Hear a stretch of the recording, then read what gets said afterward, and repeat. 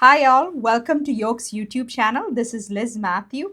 I am the regulated Canadian immigration consultant and nice to have you all here. So today we will be talking about the RCIP and FCIP program.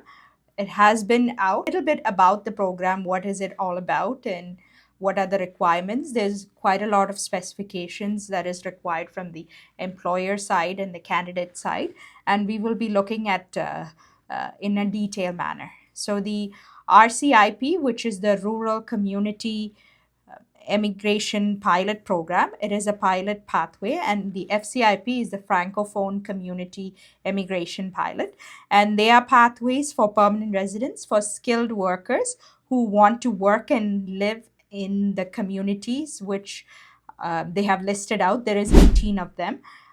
There are communities in Ontario, Nova Scotia, New Brunswick, British Columbia, Manitoba, BC. So these are, and Alberta, Saskatchewan is also there. So communities, certain communities, which are a total of 18, has been listed. Each community has been designed in such a way that an employer should be designated, and you do need an offer of employment from a designated employer. So the first step is to getting the choosing your candidate and offering them the job. Once you have the candidate set out, get the employer needs to be a designated employer. So the requirements from the employer side is that the employer needs to be designated and must be in an operating continuously for at least 2 years in the participating communities that has been stated earlier. And if you recently moved into the participating community, you have to be in good standing and complying with the employment standards and do business for at least one priority occupation that your community has already identified. Well, each of these communities, they will be having their own websites, and each of the community has their own requirements. It is not standard for every community, and the community web pages will be opening shortly, and it will be launched. So check out on their page on what are the individual community requirements. These are the general requirements that is required by the employer and the candidate. So for the employer, they, as I mentioned, they need to be in good standing and comply with the employment standards, and they need to be in business for at least one priority occupation, and communities set priority sectors and occupations that can be filled through the pilots based on the local economic development priorities. And 75% of business work inside the community, and you should not be in violation of any of the employment standards or compliance regime. That's very important. And complete the free onboarding training and the intercultural competence training. These are all things that the employer need to go through before they get designated by the community. And the companies, certain companies, they cannot be agencies who can be employers. Employers cannot be agencies, cannot be businesses owned by immigration representatives, cannot be employers that run a business offering jobs that are not genuine.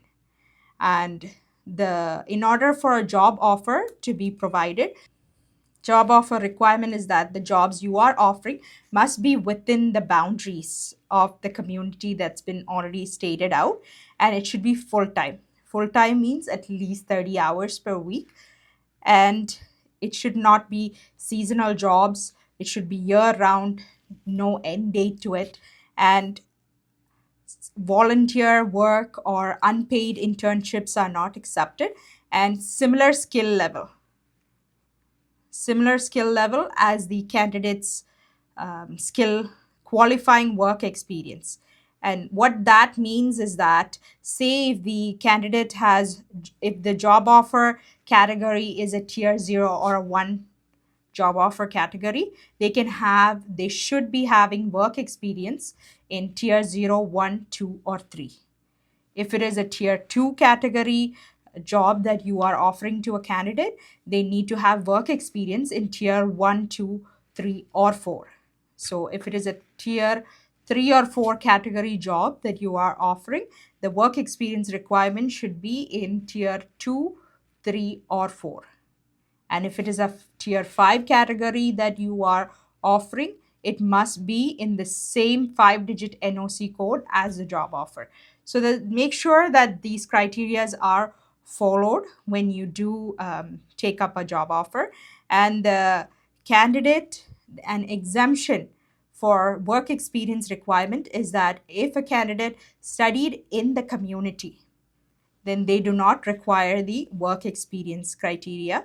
And the international student graduated from a public post-secondary institution in the community. And either they did a bachelor's or international graduate stream or master stream in the community, they are eligible for it, and should be full-time studies for the entire program. And you got your credential not more than 18 months before applying for permanent residence, and you were in the community for at least 16 of the last 24 months while studying. So that is also one of the requirement that the international student who studied in the community need to make sure that they follow.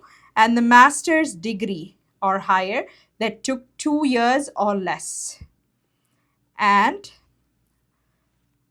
studied full time for the entire program and got your degree no more than 18 months before applying for permanent residence, and were in the community for the whole length of your studies. That is the requirement for the master's program. And for the international graduates, if your credential is from a program where English was more than half of the program, English or French, you were studying as a second language, and it was half of the program, or you were doing distance learning, you made up it, which made up to almost half of the program, it is it will not be applicable. It will not be applicable, and it cannot be used as studied in the community under this program. You need to be doing a 2-year or a 1-year graduate diploma course or a bachelor's course or a master's course in the community and meet those periods of education that I just mentioned, to be in order for you to be using that education in and to get the exemption of work experience. And also, there is an exemption for healthcare workers. How that works is that healthcare workers, say if you are a nurse, a registered nurse, so your NOC code is 31301. So that is a tier 1 category. The employer can provide a job offer in one of the occupations, such as the PSW, which is the 33102. They can either be nurse aides, orderlies, patient service associates, or they can also be provided the NOC 44101, which is the home support worker, caregivers, and related occupations. So that is exemption for healthcare workers, which communities can be followed, and the employers can provide job offers in those tier categories. After getting designated by the employer, recommendation letters need to be provided by the community. So before you submit the recommendation letters to the community, make sure the candidate puts together their documents together, such as their language test, their ECA report. So what is ECA report is basically, so say if you do have an education outside of Canada, if you need that to be assessed, or if you need that to be included as part of your education, you will need to get an educational assessment done. So get that ready, and your diplomas, your transcripts, your degrees, everything sorted out, and proof of your work experience, and also your settlement funds. Settlement funds is quite important because for the rural community immigration program, they do have proof of settlement funds, which the candidates need to have. And so basically, to give you an idea, for it depends on the number of family members, how much proof of funds is required. So for a family member, if it's just you by yourself, you just need to provide 7,969.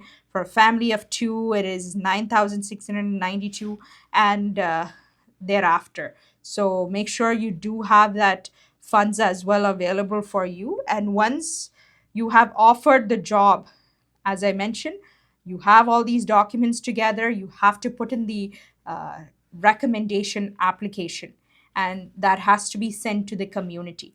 And the recommendation application requires you to show that the company needs to show that they are not able to fill the job with someone locally, and they need to show that the job offer meets all the pilot requirements, the RCIP and the FCIP pilot requirements, and confirm that the candidates meet all the requirements of the pilot, and commit to connecting with your candidate with the immigrant services, settlement services in your community. In the last 3 years, at least 1 year of work experience, which is 1,560 hours of work, and have a valid job offer from the designated employer in the community, and minimum score. So for the language, there is a language requirement too. So the minimum score, if you have a tier 0 or 1 job offer, you need a minimum score of CLB 6. If you have a tier 2 or 3 job offer, you need a CLB 5. And if you have a tier 4 or 5, you need a minimum of CLB 4. So that is the language requirement, and make sure you follow that and write up your language test and improve it at the highest. And it's quite low, the CLB score, so that is the plus point of the community programs. And as I mentioned, the education which is done outside Canada need to be assessed with the organizations which are designated by IRCC, such as WES, World Education Services, ICES, CES. These are all organizations that are affiliated with IRCC, so make sure you get them ready before you actually put in your application. So once you get that recommendation letter from the community, you basically do go ahead and apply for permanent residence to IRCC through the provincial nominee program. So that is the rough overview of the RCIP program. And the FCIP, which is the Francophone Community Immigrant Program, the only difference for that program is the French language requirement.